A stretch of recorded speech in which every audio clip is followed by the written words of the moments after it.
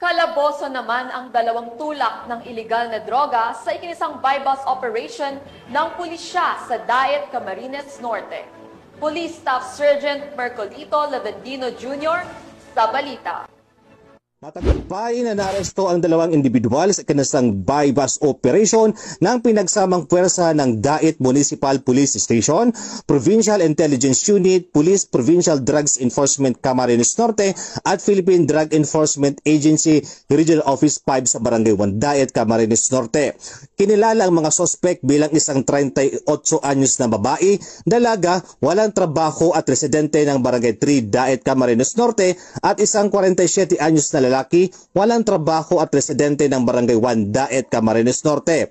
Naaresto ang dalawa dahil sa isinagawang buy-bust operation kaugnay ng paglabag sa Section 5 at Section 11 ng Article 2 ng Republic Act 9165 o ang Comprehensive Dangerous Drugs Act of 2002.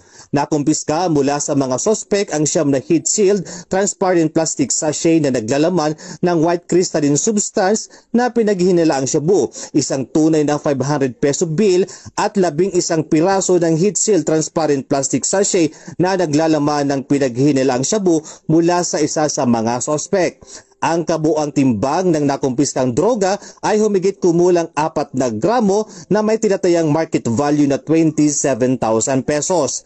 Ang mga sospek ay sasampahan ng kaukulang kaso para sa paglabag sa RA 9165. Patuloy na isinusulong ng Daet Municipal Police Station ang pinaigting na kampanya laban sa illegal na droga upang masugpo ang kriminalidad at mapanatili ang kapayapaan at kaayusan sa lungsod alinsunod sa layunin ng bagong Pilipinas. Mula po dito sa Legazpi City, Albay, ako po yung Police News Network Correspondent, Police Staff Sergeant Mercolito P. Lavendino Jr. Alagad ng batas, tagataguyod ng Balitang Pulis.